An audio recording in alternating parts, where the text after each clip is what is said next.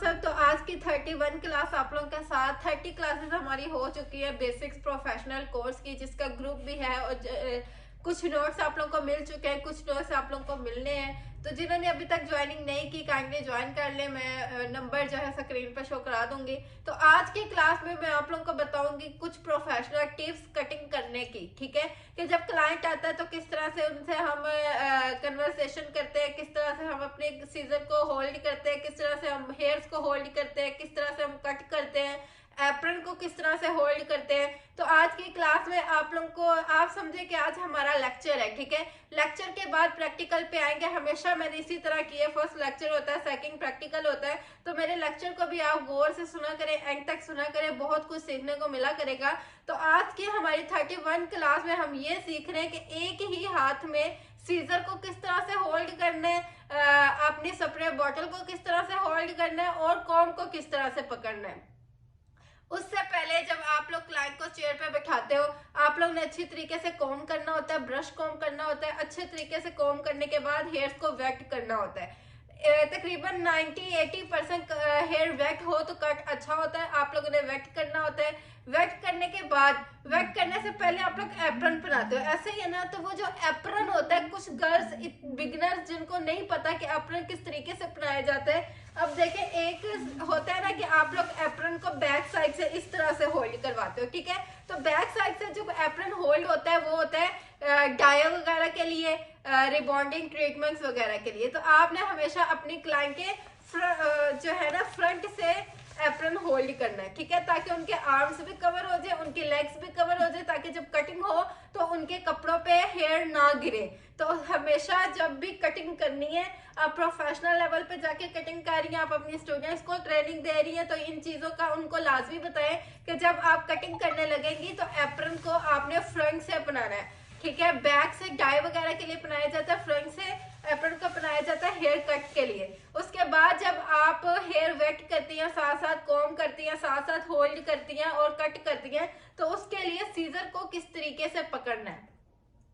Scissor आपकी होनी चाहिए इस तरह की, ये कटिंग सीजर की पहचान होती है। ये उसकी जो टेल है ना, ये कटिंग सीजर के साथ होती है। ठीक है, अब सीजर्स के साइजेस होते हैं, वो आप लोग अपनी जो आप लोग के हाथ में जो है सीजर आराम से वर्किंग करे वो सीजर आपने लेनी होती है। उसको होल्ड करके चेक कर लो, मुझे ये सूट करती है और इससे छोटी, तो वो मैं यूज करती हूँ। ठीक है, बड़ी सीजर मुझसे यूज नहीं होती, लेकिन जिसके साथ ये टेल होती है ना, वो कटिंग सीजर ही होती है। तो आपने इस सीजर को किस तरीके से होल्ड करना होता है। अब देखो, क्लाइंट्स जो ब्यूटिशियंस है वो क्या करती हैं, सीजर साइड पे रखी, पहले बालों को कॉम किया, होल्ड किया, फिर कॉम को साइड पे रखा, फिर सीजर को उठाया, फिर उसको पकड़ा, उसको सीधा करो, फिर कट किया।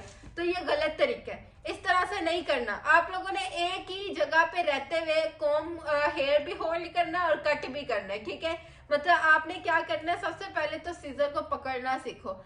आप लोगों की ये 5 फिंगर्स है और ये एक सीजर है। ये जो सेकंड फिंगर है, इसको आपने इसके ऊपर वाले होल में करना है। ठीक है, और ये जो आपकी फिंगर होगी, छोटी फिंगर, ये आपकी स्केल के ऊपर आएगी। ठीक है, बाकी 2 फिंगर्स आपने सीजर पे रखनी है। एक ये देखिए यहाँ पे, ये एक जगह बनी है फिंगर की, और एक ये जगह है। ठीक है, ये 4 फिंगर्स हमारी ऊपर आ गई और थंब हमारा नीचे वाली होल में गया। ठीक है, ये देखिए 1 2 3 एंड 4, और ये हमारा 5th। इस तरह से हम सीजर पकड़ेंगे और हम कट करेंगे। कटिंग करने के लिए हमने ऊपर वाले फिंगर्स को नहीं हिलाना होता, हमने नीचे जो थंब है उसको मूव करना है, ऊपर नीचे। ठीक है, ऊपर वाले फिंगर्स इसी तरह रहेंगी, बस हमारा थंब इस तरह से मूव करेगा। ठीक है, तो आपने कोशिश करनी है जब आप फिंगर्स में सीजर होल्ड करो तो वो आगे वाली जो टिप्स है ना फिंगर्स की, उसी से आप लोग होल्डिंग करो। ठीक है, फुल फिंगर यूं नहीं करनी, आपने प्रॉपर इस तरीके से फिंगर्स को पकड़ना है, सीजर पकड़नी है, होल्ड करना है, और फिर आपने सीजर चलानी। अब क्या किया, आपने स्लाइस ली, आपने सीजर को चलाया। अब देखो सीजर को चलाने के मेथड एक होता है, हमने ये हमारे हेयर्स है, हमने यूं नीचे से किया, ये हम कर रहे हैं नोचिंग। जो हम टिप नहीं कट करते, खड़ी सीजर चलाते हैं, ये होती है नोचिंग। ये भी हमने अपनी फिंगर नहीं हिलानी, अपना थंब हिलाना है, ये नोचिंग हो रही है। ठीक है, एक होता है हमने सामने लाया ये इसमें हमारे हेयर्स हैं और हम अपवर्ड डायरेक्शन में कट कर रहे हैं, हम 0 डायरेक्शन डिग्री पे कट कर रहे हैं, हम अपने सामने से कट कर रहे हैं। तो जैसे मर्जी कट करो, आपका थंब ही मूव करेगा, समझ आ गई। उसके बाद अब मैंने इस सीजर को होल्ड करना, क्योंकि मेरा हेयर कट हो गया। अब मैंने इसको साइड पे नहीं रखना, मैंने इसको अपने पास ही रखना है। तो किस तरह रखूंगी, थंब निकाल दूंगी और ये जो मेरी देखो थंब निकाल दूंगी और ये जो मैंने ऊपर छोटी फिंगर होल्ड की थी ना, इसको थंब की जगह पे कर दूंगी और इस तरह से अपनी सीजर को ग्रिप कर लूंगी। कैसे, सीजर बनाई, थंब निकाला, ये ऐसे, ये मेरी ग्रिप होगी। अब मैंने वापस सीजर खोल लिए, तो मैंने पहले थंब के साथ इसको होल्ड करना, वापस अपनी जगह पे आएगा और वापस मेरी सीजर बन जाएगी। वापस मैंने क्लोज की सीजर, वापस मैंने सीजर को बना लिया। ठीक है, अब मुझे कॉम का भी साथ साथ काम करना है। क्यों, क्योंकि मैंने साथ साथ स्लाइस को कॉम करना होता है टैंगल फ्री के लिए। तो कॉम किया, ये मैंने कॉम किया, ये मेरा हेयर है, ये मैंने हेयर को होल्ड किया। अब मुझे यहाँ से कटिंग करनी है, ये मैंने मेरी 2 फिंगर में हेयर्स है, अब मैंने कट करना है। तो मैं अपने कॉम को साइड पे नहीं रखूंगी, अपने थंब, इस थंब के अंदर उसको होल्ड कर लूंगी, फिर मैं अपनी सीजर को पकड़ूंगी जैसे मैंने सिखाया है और मैं ये कट कर लूंगी।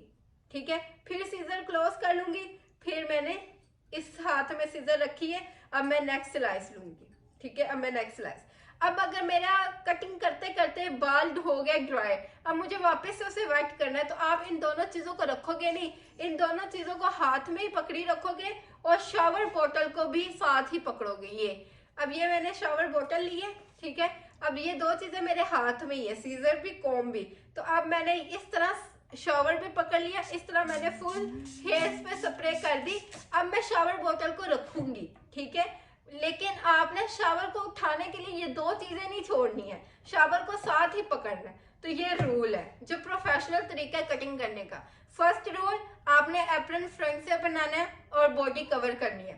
सेकंड रूल, आपने कॉम को अपने हाथ में ही रखना है। थर्ड रूल, और अपने सीजर को भी अपने हाथ में ही रखना है, होल्ड करके रखना है। फोर्थ, जब आप न्यू सेक्शनिंग करते हो, स्लाइस उठाते हो, तो कॉम को अपने इस लेफ्ट हैंड के थंब में रखना है और यहाँ से आपने सीजर बनानी है और कट करनी है, वापस सीजर क्लोज करनी है और फिर आपने इसी तरह होल्ड कर लेना है। ठीक है, इसी तरीके से आप फुल हेयर्स पे कटिंग कर लोगे। और इस तरह जब आप लोग क्लाइंट की कटिंग करते हो ना, क्लाइंट पे बहुत अच्छा इंप्रेशन पड़ता है। क्लाइंट कहता है कि यार ये बंदी जो है ना, ये प्रोफेशनल लग रही है। अब देखो, जो क्लाइंट आपके पास आए वो और भी 100 जगह पे गए। क्लाइंट हमेशा एक ही जगह पे नहीं आता, वो पहले 100 जगह पे होके फिर आपके पास आता है। अब अगर फर्ज करो ऐसा क्लाइंट आ जाए, ठीक है, जो बड़े सैलून्स पे जाते हैं, वहां से उसने 1-2 दफा कट करवाया है, अब वो आपके पास आया है क्योंकि उसको वो कोई बीमार हो सकती है या उसका मूड नहीं होगा कहीं दूर जाने का,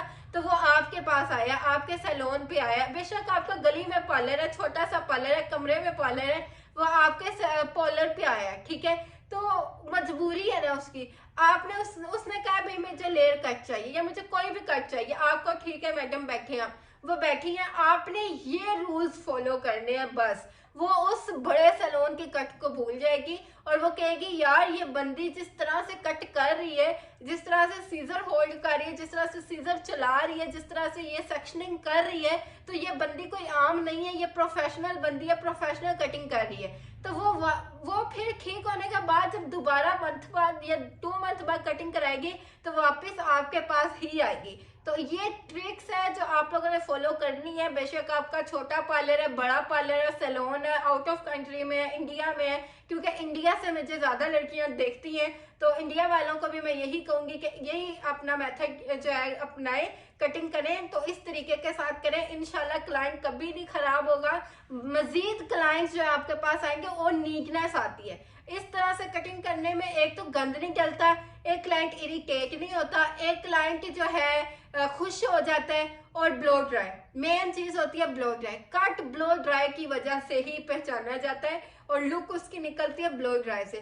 तो इंशाल्लाह नेक्स्ट वीडियो जो है जैसे मैंने आज सिखाया इस तरह प्रैक्टिकली करके दिखा दूंगी और फिर हम उसके बाद इंशाल्लाह ब्लॉग ड्राइव पे आ जाएंगे। तो इसी तरह मुझे वॉच करते रहे। अभी मेरी वीडियो पसंद आई है, मेरा लेक्चर पसंद आया तो कमेंट में लाजमी बता दें। नेक्स्ट क्लास में हम मिलते हैं इंशाल्लाह।